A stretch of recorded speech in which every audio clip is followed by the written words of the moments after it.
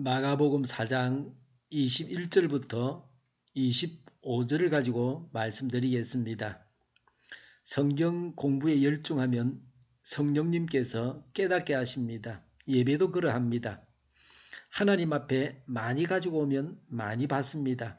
예배하러 올 때 세 가지 잘못된 생각이 있습니다. 첫 번째는 얻으려고 오는 것입니다. 그래서 비판적으로 모든 것을 보고 듣고 봅니다. 예배 모든 순서가 자기를 환대하기 위한 것인 줄 압니다. 예배에 올 때 드리려고 와야 합니다. 예배는 단체가 드리는 것입니다. 각자가 공헌하는 바가 있어야 합니다. 얻으려고 오는 것이 아니라 드리려고 올 때에 더 많이 받게 됩니다. 두 번째는 기대 없이 예배에 오는 것입니다.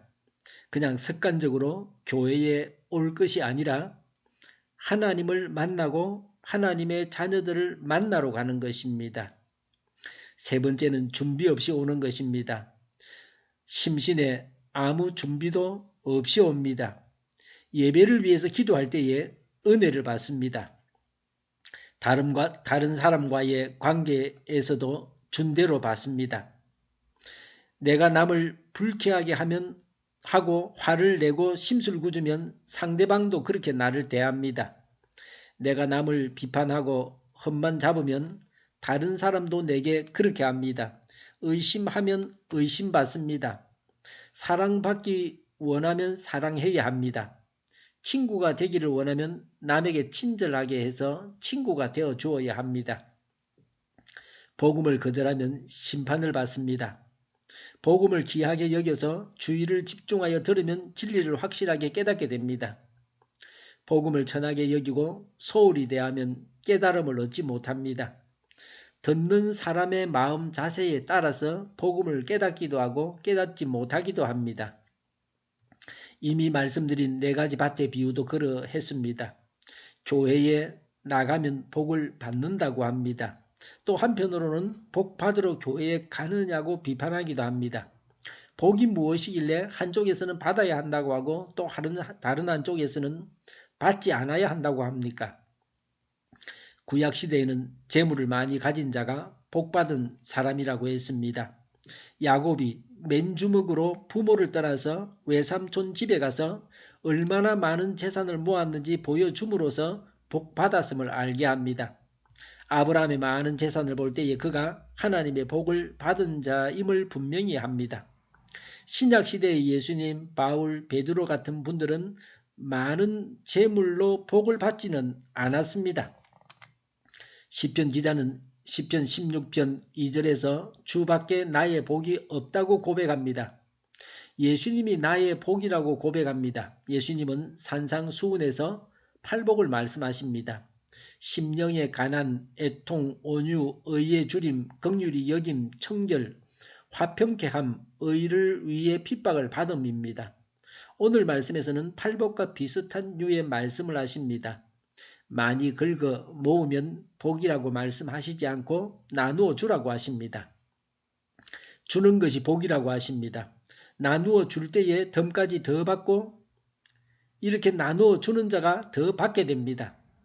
움켜쥐는 자는 가진 것까지 빼앗기게 됩니다. 자기의 생명마저 빼앗깁니다. 기독교, 예수 신앙의 골자는 사랑입니다. 하나님이 날 사랑하시는 것을 믿어야 합니다. 그리고 사랑은 주는 것입니다.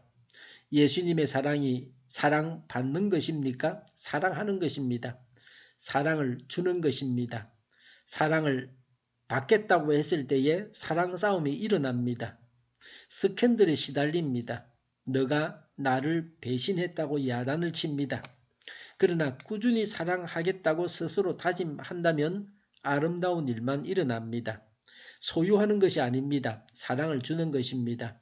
예수님께서 주라고 하신 말씀은 예수 사랑이 바로 이것이라고 암시하고 있습니다. 움켜쥐고 불의를 행하면서 탈세하면서 모은 재산이 복이 아닙니다. 나누어 주는 것이 복입니다. 요한 웨슬레는 이렇게 말했습니다.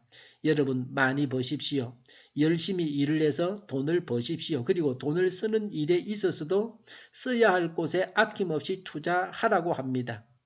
많이 벌든 적게 벌든 재산이 많든 적든 불의로 재산을 모았든지 바르게 모았든지 어떤 경우에도 나누어 주는 것은 예수님의 명령을 따르는 것입니다. 그리스도인은 눈앞에 보이는 이익이나 안이란 생각, 향락 등으로 하나님의 비밀을 깨닫지 못하는 불행이 있어서는 안 됩니다. 누구나 예수님의 제자가 되라고 말씀하십니다. 예수님의 제자가 된 자는 나누어 주는 삶, 하나님의 뜻대로 추구하는 삶을 살 것을 당부하십니다. 무엇을 나누어 주시겠습니까? 지금까지 어떻게 모을 것인가에 열중하셨습니까? 이제부터는 어떻게 나누어 줄 것인가를 잘 생각해야 합니다. 예수님의 명령에 순종하여서 행하는 자에게 덤으로 더 주십니다. 예수님께서 영광 가운데 다시 오실 때에 나누어 주는 것과 하나님의 뜻대로 행한 모든 것이 복이라는 것을 확실히 알게 될 것입니다. 기도하겠습니다. 하나님의 뜻대로 행하여 복을 받게 하옵소서. 우리 동일교회가 만군은집하게 하여 주시옵소서. 예수 이름으로 명하노니 모든 병만은 물러가고 몸의 모든 부분들은 온전하게 될지어다. 신유의 기적을 베푸셔서 지금도 저희의 질병을 고쳐주시옵소서. 저희와 교회와 이 나라 이 민족을 불쌍히 여겨주시옵소서. 독재 정권이 무너지고 적화 통일이 되지 않고 평화 통일을 이루고 전쟁 위험이 사라지게 하여 주시옵소서. 북한의 핵 문제를 해결해 주시고 신앙의 자유를 널 누리며 살게 하여 주시옵소서. 하나님을 대적하는 세력들이 바로 망하게 하여 주시옵소서. 국회와 정부가 하나님이 기뻐하시는 법만을 만들게 하시며 반성경적인 모든 법과 영과 내규들이 즉시 철폐되게 하여 주시옵소서. 지진이 일어나지 않게 하시며 대통령이 정치를 잘하게 하시며 출산율이 올라가게 하시며 자녀를 낳고 살만한 나라가 되게 하여 주시옵소서. 에너지 정책, 재활용품 정책을 제대로 세워서 집행하게 하여 주시옵소서. 늘 맑은 공기를 마실 수 있게 하여 주시옵소서. 주일을 잘 준비하고 내일은 하나님 앞에 아름다운 예배를 드리게 하여 주시옵소서.